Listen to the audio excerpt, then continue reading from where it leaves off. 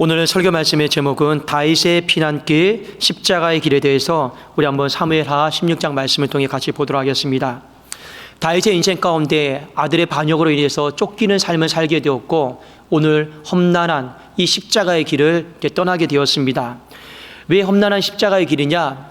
이 쫓겨나는 것도 힘든데 이 쫓겨나는 와중에 이 시므이다라고 하는 사람이 다윗에게 온갖 저주를 다 퍼붓거든요. 이 저주는 다른 게 아닙니다. 악담, 험담, 무시하는 말, 깔보는 말, 모든 말을 다 끝까지 퍼붓는 장면이 나옵니다. 자, 이 시므이는 베냐민 지파에 속한 사람입니다. 베냐민 지파 알죠? 사울 왕이 속한 지파 사람입니다. 사울이 죽은 지도 지금 여러분 10년, 20년이 지났어요. 그런데 다윗은 그동안 이 사울의 지파를, 베냐민 지파를 품고 살았잖아요. 그럼에도 불구하고 이 베냐민 지파 사람은 어떻게 한 거예요? 이때다 싶어가지고 다윗의 불행을요, 여러분 기뻐하고 저주하고 그걸 즐겨하는 이런 모습을 볼 수가 있습니다. 사랑하는 여러분, 인생을 살다 보면 힘든 것 중에 하나가 사람과의 관계 문제인 것 같습니다. 그렇지 않겠습니까? 다 사람과의 관계 문제예요.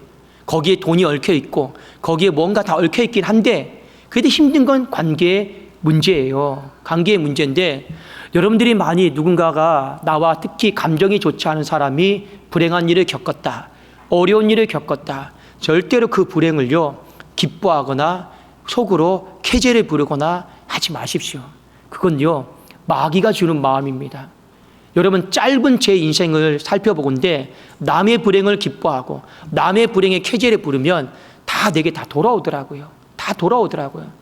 이거는 인간사가 그냥 그런 것 같습니다. 제 짧은 인생을 보더라도요. 여러분 근데 오늘 이 시므이는요 남의 집에 불이 났을 때 더 불 붙이고 남이 아픔을 겪고 눈물 흘릴 때 더 피눈물 흘리게 하고 그런 사람이었습니다. 자, 그런데 이유가 있죠. 근거가 있습니다. 왜 그러냐? 오늘 사무엘하 16장 7절에 보면 이렇게 기록이 되어 있습니다. 시므이가 저주하는 가운데 이와 같이 말하니라. 왜 내가 너를 저주하는지, 무작정 저주하는 게 아니다라는 거죠. 피를 흘린 자여, 사악한 자여, 가거라 가거라. 먼저 뒤에 보면 가거라 가거라, 이거는요 죽어버려라 죽어버려라, 없어져라 없어져라, 이제 그런 아주 여러분 저주에 섞인 말이고, 두 번씩이나 반복하면서 그 남의 불행을요 즐기고 있는 이 마귀와 같은 마음을 갖고 있습니다. 자, 그런데 이 사람이 왜 저주한다고 했습니까? 너는 피를 많이 흘렸기 때문에. 자, 여러분 성경에 보면 하나님이 다윗에게 이런 말씀하셨습니다. 다윗이 성전을 지어드리려고 했을 때 너는 피를 많이 흘렸기 때문에 성전을 지을 수 없다 말씀하셨습니다. 이 말은 무슨 말입니까? 전쟁을 많이 했다라는 뜻입니다. 그런데 다윗의 인생 가운데 피를 흘린 것은 사적으로 피를 흘린 적이 없어요. 공적으로 하나님의 백성을 괴롭히고 하나님 나라를 무너뜨리는 그 세력들을 향해서 전쟁하러 다 나간 거예요. 사적으로 개인적으로 피를 흘린 적이 없습니다. 그럼에도 불구하고 이 시므이는요 오해를 하고 있어요. 편견을 갖고 있어요. 다윗이 사울의 집을 향해서 피를 흘렸다. 여러분 맞습니까? 틀립니까? 아니잖아요. 사울을 죽일 수 있는 기회가 두 번이나 있었음에도 불구하고 그의 옷자락만 베었고 물병만 가지고 왔어요. 그리고 이 사울이 죽고 난 이후에 사울의 숙부 아브넬이 이 권력을 행사하고 있을 때 다윗은요 이 아브넬에 대해서 피를 흘리지 않았습니다. 그 밑에 있는 부하들이요 자신이 어떤 그 공명심 때문에 그렇게 일을 저지른 거 아니겠습니까? 그런데 이 시므이는요 그렇게 생각하는 거예요. 겉으로 봤을 때 다윗이 피를 흘린 사람은 아니지만 이 모든 일들은 다윗이 알게 모르게 다 간섭했다, 개입했다라는 거예요. 여러분 무슨 말씀인지 알겠죠? 저도 목양을 하면서 한 가지 힘든 것 중에 하나가 있어요. 그게 뭔지 아십니까? 분명히 제가 보고받은 적이 없거든요. 분명히 제가 보고받은 적이 없어요. 그런데 어떤 사람은 제가 알 거다 생각하고 일에 있어서 목사님은 뒤에도 다 조정한다, 이런 말 들으면요 너무 힘들어요. 제가 분명히 그 사건에 대해서 알지 못하거든요. 모르고 있거든요. 그런데 그런 일들이 설교 가운데 어떻게 하다 보면 나와요. 그러면 목사님 알고 내 마음을 아프게 한다. 그러면요 제가 인간적인 마음으로 미치고 한장하는 거예요. 억울한 거예요. 억울한 거예요. 근데 사람들의 마음속에 목사님 다 알고 있으면서 다 보고 받아놓고 오늘 다윗의 인생의 마음에도 똑같은 겁니다. 사울의 죽음에 관여하지 않았어요. 이 아브넬의 죽음에 관여하지 않았어요. 이 사울의 집에 전혀 피를 흘리지 않았어요. 그럼에도 불구하고 이 시므이는 10년, 20년 동안 칼을 가는 거죠. 아니다. 다윗이 개입하지 않고야 저런 일이 발생하지 없다. 이런 마음으로 오늘 공격하는 거예요. 그리고요, 이것이 비단 이 마음에도 끝나는 게 아닙니다. 뒤에 여러분 8절 말씀 눈으로 한번 보십시오. 사울의 족속의 모든 피를 여호와께서 네게로 돌리셨도다. 그를 이어서 네가 왕이 되었으나 여호와께서 나라를 네 아들 압살롬의 손에 넘기셨도다. 보라, 너는 피를 흘린 자이므로 화를 자초하였는지라 하는지라. 여러분, 이 말이 맞는 말이 아니에요. 하나님이 사울의 왕위를 폐하신 거예요. 하나님이 다윗을 왕으로 세우신 거예요. 그런데 여기에 보면 시므이가 갖는 마음은 어떤 마음입니까? 그저 빼앗겼다라는 마음, 피해 의식. 그냥 피해 의식 속에서요, 다윗을 바라보는 거예요. 다윗을 바라보고. 여러분, 여기에 말씀해 보면 하나님이 어디에 있습니까? 없지 않아요. 그저 내 인간적인 생각으로 바라보고 생각하고 판단하면서 여러분 잘못 바라보고 있는 거예요. 그 여러분 상대방 당사자는 어떨까요? 다윗은 정말로 미칠 노릇이에요. 정말 억울하죠. 그러니 이 광경을 보고 있던 모든 다윗의 부하들이 명령만 해달라고 합니다. 왕이여, 뭘 망설이십니까? 당장 가서 저 시므이의 목을 베어버리겠다. 이때 다윗이 어떻게 반응하는가를 우리가 보실 필요가 있습니다. 10절과 11절 말씀 제가 한번 읽어드릴게요. 왕이 이르되 수르야의 아들들아, 내가 너희와 무슨 상관이 있느냐? 그가 저주하는 것은 여호와께서 그에게 다윗을 저주하라 하심이니 네가 어찌 그리하였느냐 할 자가 누구겠느냐 하고, 또 다윗이 아비새와 모든 신하들에게 이르되 내 몸에서 난 아들도 내 생명을 헤아려 하거든 하물며 이 베냐민 사람이라 여호와께서 그에게 명령하신 것이니 그가 저주하게 버려두라. 여기 10절에 내가 너희와 무슨 상관이 있느냐, 이 말은요, 지금 이 상황을 바라보는 내 생각과 너희들의 생각이 본질적으로 다르다라는 겁니다. 자, 다윗은 어떻게 이 상황을 바라봅니까? 다윗은 어떻게 이 상황을 바라보고 있습니까? 내가 하나님 앞에서 용서받지 못할 죄를 너무나도 많이 지었구나. 그냥 스스로 그렇게 생각하는 거예요. 내가 하나님 앞에서 살아오면서 용서받지 못할 죄를 너무나도 많이 지었구나. 그래서 그 죄가 여전히 내 안에 내 삶의 쓴뿌리로 하나님의 징계로 남아있고 끝나지 않았구나. 그냥 자기 스스로가 그렇게 받아들이고 있는 거예요. 그리고 이 시므이의 저주도 하나님의 징계로 받아들이고 있는 거예요. 사람의 저주와 사람의 징계로 받아들인 게 아니고 하나님의 저주로 받아들이고 있는 거예요.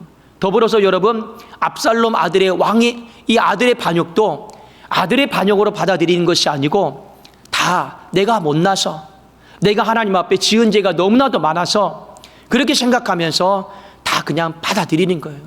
이게 뭡니까? 신앙 안에서 지금 이 상황을 수용하고 그냥 받아들이고 있는 거예요. 신앙 안에서 다 받아들이고 있는 거예요. 그러면서 뭐라고 얘기합니까? 하나님이 저 영혼을 통해서 시키신 저주니 내버려둬라. 내가 그 저주를 막으면 하나님을 대적하는 자가 될까 봐 두렵다라고 오늘 이야기를 하고 있습니다. 사랑하는 여러분, 오늘 뒤에 11절에 보면 이 다윗이 신앙의 마음으로 받아들이면서 더 기가 막힌 말을 한 가지 하고 있어요. 이 말이 무슨 말이냐? 11절에 보면 이런 이야기를 하고 있어요.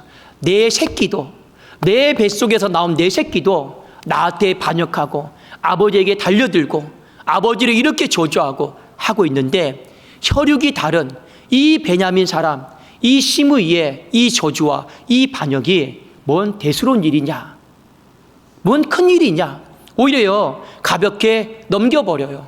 여러분 솔직히 그렇지 않습니까? 똑같은 어려움이 있는데 내 새끼가, 내 배에서 나온 자녀가 나에게 달려들고 대들고 내 마음을 아프게 하는 것과 남이 나한테 대들고 내 마음을 아프게 하는 것, 어떤 게 여러분 더 마음이 아픈가요? 자녀가 달려들고 저주하고 반역하고 그게 더 큰 아픔이고 상처 아니겠습니까? 오늘 11절에 다윗이 그 말하고 있어요. 내 새끼도 지금 내 앞에서 반역하고 있는데 혈육이 다른 사람이 나한테 저주한다 한데 그것이 무슨 큰 대수겠냐라는 거예요. 가벼운 일 아니겠냐. 오히려 넘겨버리려고 하고 있습니다. 그런데 여러분, 실상은 마음이 괴로워요. 괴로워요. 왜 괴로운지 아십니까? 지금 이거 하나도 감당하기 어려운데 또 짐이 얹어졌잖아요. 그러니까 마음이 너무 힘든 거예요. 사람들 앞에서는요, 괜찮다 해요. 그러나 내 속은 문드러지고 있고 어려워요. 우리 부모님들의 마음이 보통 그렇지 않습니까? 부모님들의 마음이, 저는 그래요. 저는 어릴 때 부모님들이 배 안 고픈 줄 알았어요. 배 안 고픈 줄 알았습니다. 못 먹고 못 살았을 때. 왜요? 항상 물어보면요, 엄마는 배 안 고파. 아빠는 배고프지 않아. 안 고픈 줄 알았어요. 그럼 항상 음식이 있으면요, 저희들에게 다 주셨단 말이에요. 그 나중에 크고 보니까 배가 안 고픈 게 아니고 안 고픈 척 하신 거예요. 배가 안 고픈 척 하신 거예요. 다윗의 마음도 지금 똑같습니다.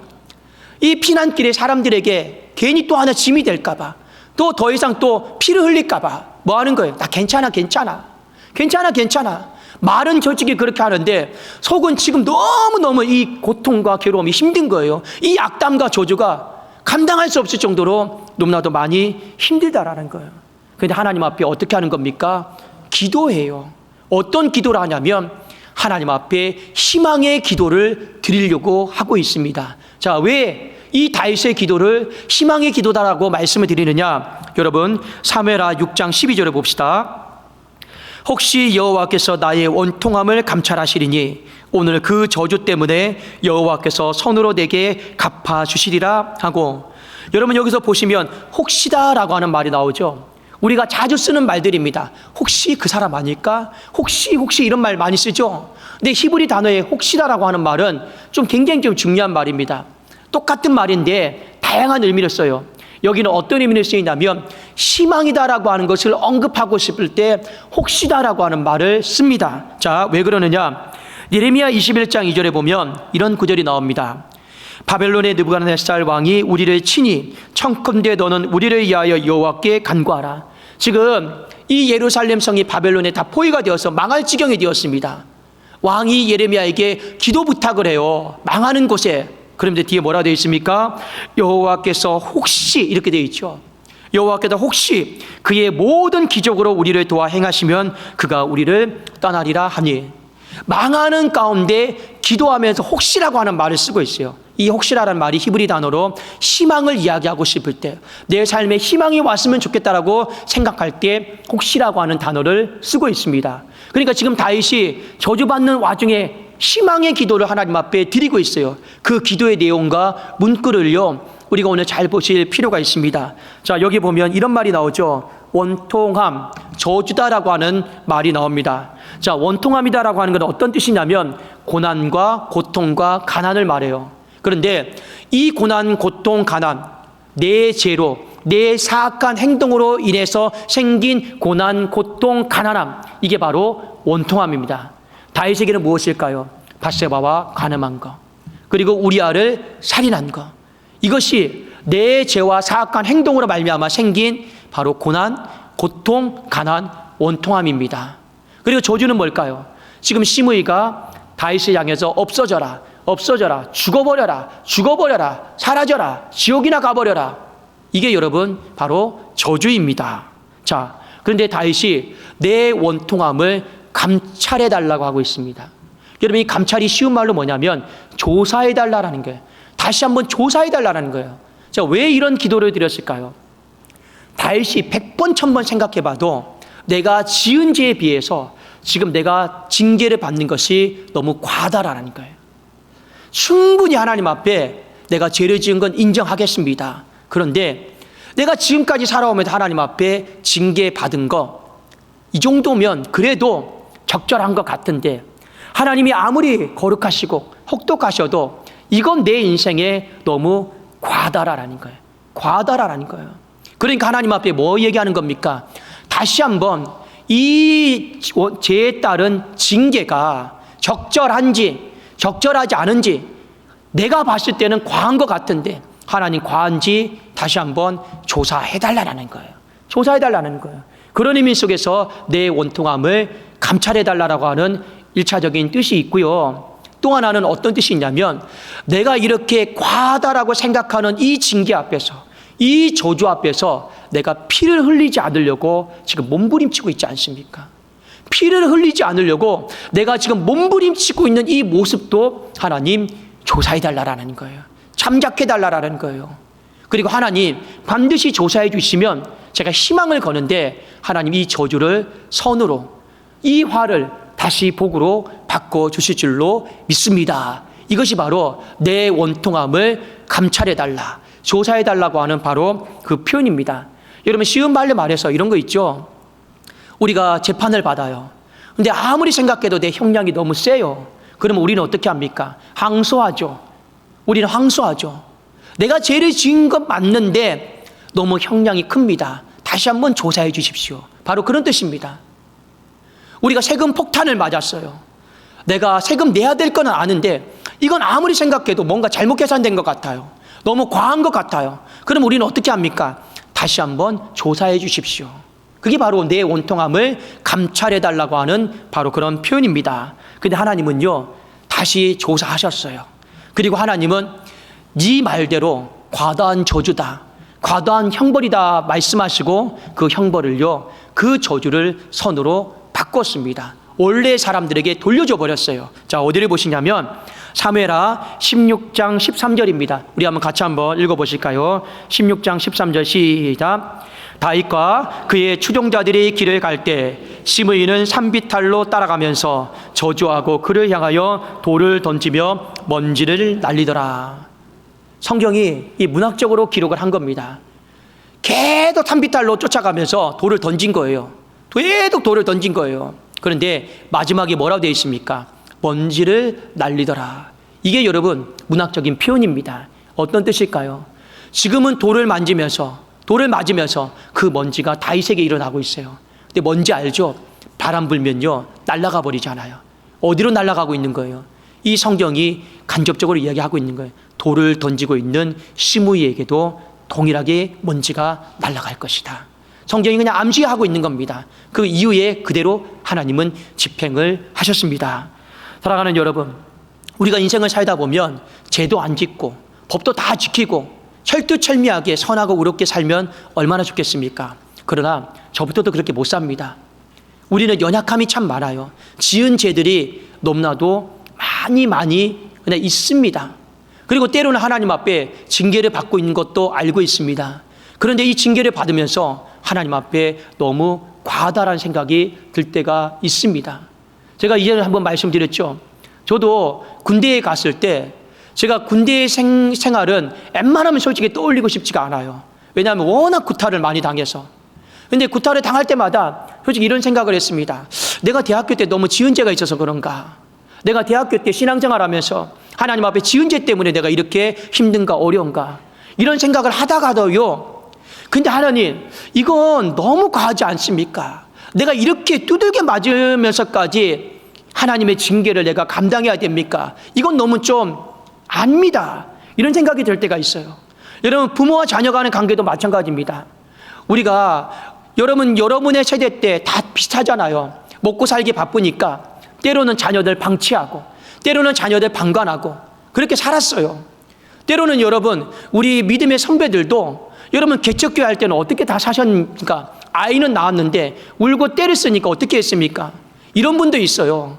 그 전도는 나가야 되니까 그 아이 있잖아요. 식탁에 밧줄에다가 묶어놓고요. 움직이지 못하게 하고 전도하러 다 나갔어요. 솔직히 먹고 살기 힘든 때 그렇게 다 살았습니다. 그러다 보니까 아이에게 상처가 있죠. 마땅히 받아야 될 때 사랑 못 받고 상처가 있죠. 괴로움이 있죠. 그러면 자녀들이 원망하죠. 엄마, 아빠, 나에게 해준 것이 무엇입니까? 왜 나에게 해준 게 뭡니까? 그러면 우리 부모님의 마음은 또 어떻습니까? 뒤늦게라도 그거요 보상해 주려고 또 이궁리 저궁리 하면서 나름대로 키워간단 말입니다.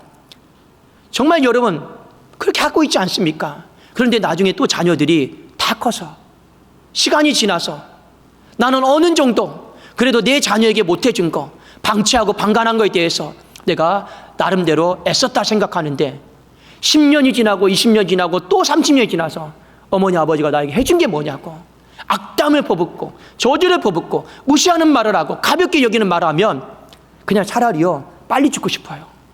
내가 살아서 더 뭐하나, 그런 마음들 생각들이 들 때가 너무나도 많이 있습니다.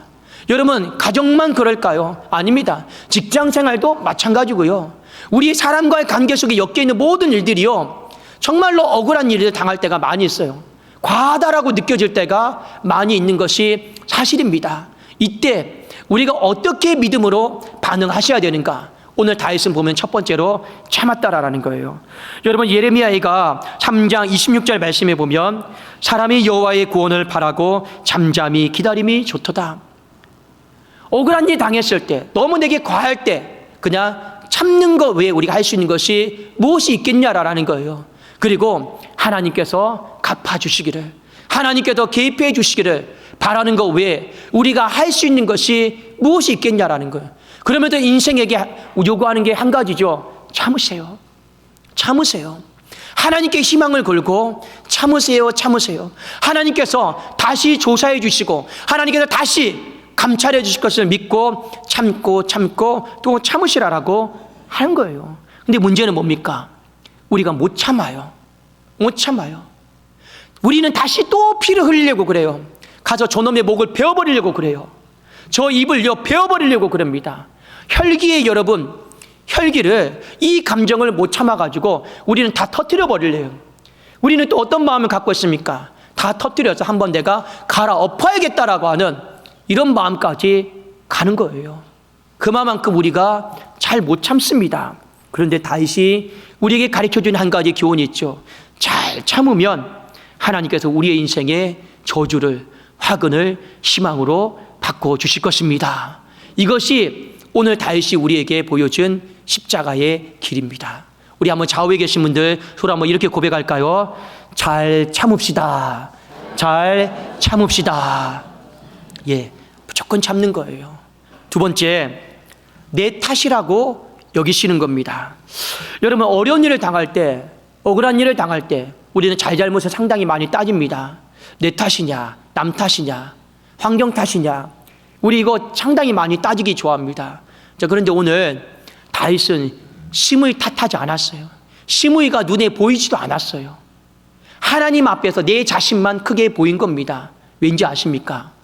여러분 우리가 신앙생활 하다 보면 사람 바라보지 말라고, 하나님 바라보라고 그러죠. 근데 사람 바라보는 사람이 눈에 보이는데 어떻게 안 바라봐집니까?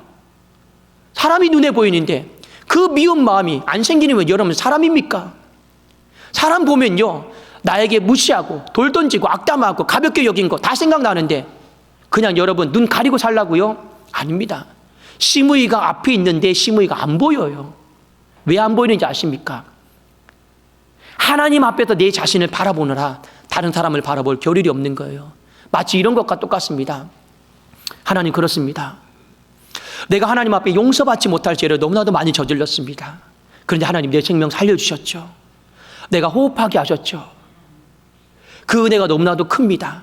진짜 100번 1000번 생각해도 나 죽을 인생인데, 나 정말 없어져야 될 인생인데 하나님 은혜로 살게 하신 것 감사합니다. 그거 생각만 하는 거예요. 그러면 누구만 보이는 거예요? 하나님 앞에서 살아가고 있는 내 자신만 보이는 거예요. 심의는요 쳐다봐지도 않아요. 봐도 그 생각이 떠오르지도 않아요. 왜요? 심의가 지금 나한테 하는 것과 내가 하나님 앞에 돌 던진 게 더 크단 말입니다. 여러분 그렇습니까? 안 그렇습니까?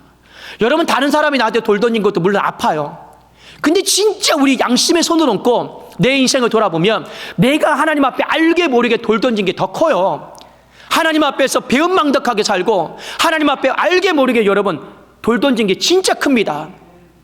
그러니까 하나님 앞에 돌 던진 나를 바라보면 그 심의가 던지는 그 작은 돌들은요 크게 보이지가 않아요. 보이지가 않습니다. 그러면서 다윗은 뭐라 생각하는 겁니까? 심의 탓이 아니고 그냥 내 탓이다. 내 탓이다라고 신앙 안에서 받아들이고 이 상황을 극복하려고 그래요. 여러분 내 탓이다라고 하는 말을 희한하게 생각하면 안 됩니다. 왜 또 내 탓이에요? 왜 또 내 잘못이에요? 내 자신을 학대하고 못난 사람이다라고 그렇게 밀어붙이는 게 내 탓이 아닙니다. 성경에 보면 내 탓이다라고 여기는 이유는 딱 한 가지입니다. 내 탓이니까, 내 문제니까 내가 그 문제를 가지고 기도하겠습니다. 그런 뜻이에요. 여러분, 사람이 솔직히 한 주를 살아가면서 다른 사람들을 위해 정말 많이 기도하십니까? 정말 다른 사람들을 위해서 기도 많이 하십니까? 우리 솔직히 다른 사람들을 위해서 기도 안 해요. 별로 그렇게 많이 안 합니다. 물론 제가 100% 장담해서 말씀드리는 거 아니에요. 보통 정말 다른 사람들에 대해서 기도 많이 안 합니다. 왜요? 내 문제가 발등에 불 떨어졌거든요. 내 문제 가지고도 기도 못하는 사람도 태반이고, 내 문제에 발등이 떨어져서 기도하기에 버겁기도 여러분 태반이고, 내 자녀의 문제, 부모님의 문제, 물질의 문제, 가정의 문제, 건강의 문제, 이거 한 주 하기도 솔직히 버거운 인생 아닙니까?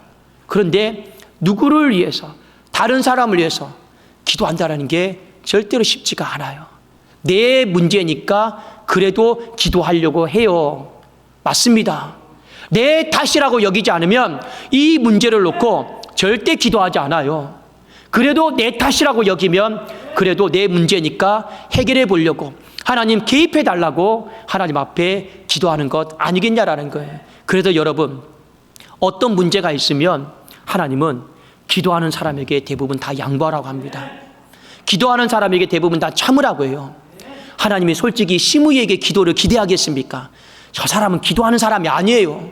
그래도 다윗이 기도하는 사람이니까 네가 참아라, 네 탓이다 생각하고요, 하나님이 요구하시는 겁니다. 왜요? 기도하지 않으면 이 문제는 또 나쁜 쪽으로 확산되니까요. 근데 기도하면 하나님이 이 문제 가운데 개입하셔서 해결을 해 주시니까요. 그래도 여러분, 내 탓이요, 내 탓이요, 이거 나를 향해서 저주하고 원망하고 그런 뜻 아니에요. 내 문제니까 내가 기도하겠다. 내가 어떤 마음으로요? 책임지고, 내 탓이니까 내가 수습하겠다. 어떤 마음으로요? 기도하면서 수습하겠다라고 하는 것이 바로 내 탓으로 여기는 것입니다. 그런 마음을 가지고 오늘 기도하니까 여러분 화가, 저주가 여러분 희망으로 바뀌는 거예요. 제가 오늘 왜 설교 말씀을 다윗의 피난길, 십자가의 길이라 했느냐? 이 십자가를 지신 예수님의 이 길이 피난길과 똑같아요. 예수님이 뭐라 말씀하셨습니까? 이것까지도 참으라고 그랬어요. 이것까지도 참으라고 그랬어요. 베드로가 이 칼집에서 칼을 끄집어냈습니다. 예수님이 뭐라 했습니까? 내 검을 칼집에 도로 넣으라고 했습니다. 우리는 다 빼서 그 입을 베어버리고 싶고, 목을 베어버리고 싶고, 피를 흘리고 싶어요. 근데 예수님은 십자가 지시는 그 피난길 가운데 험난한 십자가의 길을 올라가면서 어떻게 하신 거예요? 이것까지도 참아라. 사람들이 얼마나 저주와 악담을 퍼부었습니까? 무시하는 말을 했습니까? 네가 메시아이거든, 하나님의 아들이거든, 내려와 보라고. 눈을 뜨게 한 자가 네 눈은 못 뜨게 하냐? 이 스스로를 구원하지 못하냐? 이게 다 악담이고 저주고 멸시하는 말 아니겠습니까? 무시하는 말들 아니겠습니까? 근데 예수님이 마지막에 뭐라고 기도하셨습니까? 아버지요, 저들을 용서하소서. 모르고 그런 겁니다. 신앙 안에서, 하나님의 믿음 안에서 다 내 것으로 다 받아들인 거예요. 그 결과가 무엇입니까? 인생을 향한 저주가 다 생명으로 바뀌게 된 것입니다. 사랑하는 여러분, 이번 한 주 1월 달을 잘 마무리할 수 있기를 바랍니다. 여러분, 신앙생활은 항상 제가 십자가를 그려야 된다라고 말씀을 드렸습니다. 하나님 앞에서 예배생활 잘 하십시오. 하나님 앞에서 믿음생활 잘 하십시오. 1월 달부터 벌써 무너지고 주저앉아 버리면 안 돼요. 1월 달부터 벌써 여러분 예배생활 다 망가지고 교회와 멀어지고 기도생활 다 무너지고, 여러분 그러면 나머지 11개월은 희망이 없어요. 그런 측면에서 이 수직적으로 하나님 앞에서 관계 잘 하십시오. 또 하나, 여러분 이 수평적인 관계, 인생이 여러분 다른 게 아니더라고요. 우리가 또 다다음 주에 명절을 맞이하고 있는데 결국엔 다 관계의 문제입니다. 이 관계의 문제 앞에서 여러분들이 피를 흘리면서 갚으려고 하지 마시라라는 거예요. 지금 여러분들이 하나님 앞에 이건 너무 과하다, 내가 자녀들한테 무시당하는 말들, 내가 자녀들한테 또 직장에서 누군가에게 악담당하고 험담당하고 가볍게 여기는 말들을 당하는 것, 하나님 100번 1000번을 생각해도 이거 너무 과하지 않습니까? 과하지 않습니까? 하나님 앞에 맡기세요. 하나님 다시 한번 좀 조사 좀 해주세요. 이거 너무 과하지 않습니까? 저는 끝났다고 생각했는데 이거 지금까지 지속되면 너무 과한 거 아닙니까? 그럼에도 불구하고 하나님, 제가 또 참습니다. 제가 또 참고 내 탓이라 생각하고 내가 기도하면서 이 문제를 풀어나가려고 하는 이 모습도 하나님 한 번만 더 조사해 주시면 감사하겠습니다. 하나님이 그 조사 속에 어떻게 하는 겁니까? 화를, 이 저주를, 이 먼지를 어떻게 하시는 거예요? 다시 원래대로 다 돌려보내시는 거예요. 그러면서 여러분, 다윗의 인생에는 다시 한번 왕관을 씌워주시고 다시 한번 생명의 면류관을 씌워주신 것입니다. 우리 1월 달이 우리의 인생에 있는 모든 여러분 아픔들이요, 이 먼지들이 저 깊은 바다로 다 날아가기를 주님의 이름으로 축원합니다. 하나님께도 다시 한번 참고 내 탓이요 기도하는 심령들에게 생명의 면류관으로 하나님 위로해 주시기를 주님의 이름으로 축원합니다. 기도하겠습니다. 살아계신 하나님 아버지여, 감사합니다.